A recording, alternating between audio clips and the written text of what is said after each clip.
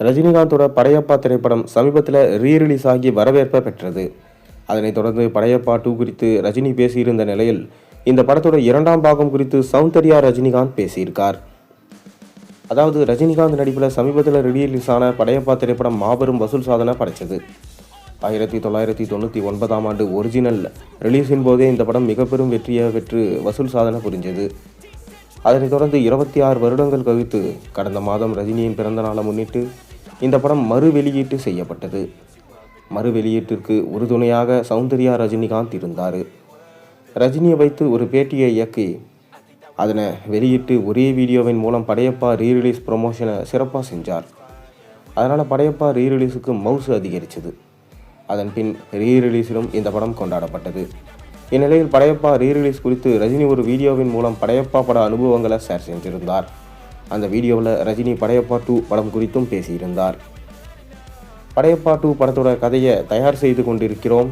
கதை மட்டும் சரியாக அமைந்துவிட்டால் கண்டிப்பாக படையப்பா 2 வரும் என கூறினார் ரஜினி. இது ரசிகர்களை எதிர்பார்ப்பில் ஆழ்த்திவிட்டது. இதனைத் தொடர்ந்து தற்போது சௌந்தர்யா ரஜினிகாந்த் படையப்பா 2 படம் குறித்து பேசியிருக்கார். அதாவது ரஜினிகாந்த் படையப்பா 2 கதையை ரெடி செஞ்சு விட்டாராம். கதை சிறப்பாக வந்திருக்கான்.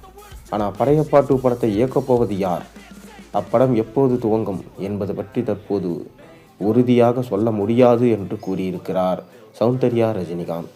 இதன் மூலம் படையப்பா 2 கதையை தலைவர் ரெடி செய்துவிட்டார் என்பது மட்டும் உறுதியாகிவிட்டது. மேலும் அவர் கூறும்போது, படையப்பா படத்தின் கதையை சூப்பர் ஸ்டார் தான் எழுதினார் என்பதையே நாங்கள் 25 வருடங்கள் கழித்து தான் ரீரிலீஸின் போது கூறினோம் என்றார் சௌந்தர்யா. இந்நிலையில் படையப்பா ரீரிலீஸ் ப்ரொமோஷனின் மூலம் படையப்பா கதையை ரஜினியே எழுதினார் என்பது பெரும்பாலானோருக்கு தெரிய வந்தது. அதுவே பலருக்கும் சுவாரஸ்யமான தகவலாக அமைஞ்சிருந்தது.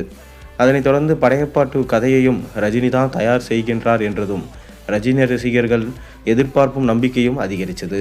ஆனால் படையப்பா 2 படம் எடுத்தா அப்படி யார் நடிக்கிறார்களோ இல்லையோ ரம்யா கிருஷ்ணன் நடித்தே தீர வேண்டும் என்பது தான் ரசிகர்களின் கோரிக்கையாக இருக்குது. ஏனென்றால் ரம்யா கிருஷ்ணனின் நடிப்பும் நீலாம்பரியின் கதாபாத்திர வடிவமைப்பும் தான் படையப்பா படத்தின் வெற்றிக்கு மிக முக்கிய காரணம்.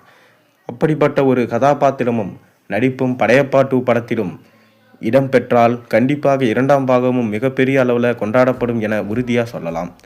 கண்டிப்பாக ரஜினிகாந்த் படையப்பா 2 படத்திலும் அப்படி ஒரு கதாபாத்திரத்தை உருவாக்கி இருப்பார் என எதிர்பார்க்கப்படுகிறது. இந்நிலையில் தற்போது ஜெயிலர் 2 படப்பிடிப்பை முடித்து கொண்டு ரஜினி அடுத்ததாக சிபி சக்கரவர்த்தி இயக்கத்தில் தனது 173வது படத்தில் நடிக்கிறார். அதனைத் தொடர்ந்து கமலோட ஒரு படத்தில் இணைந்து நடிக்கிறார் ரஜினி. எனவே ஒருவேளை படையப்பா 2 திரைப்படம் தயாராக இருந்தால் அப்படத்தின் படப்பிடிப்பு துவங்க குறைந்தது 2 வருடங்களாக ஆகும் என தற்போது தகவல்கள் வெளியாகி இருக்கிறது.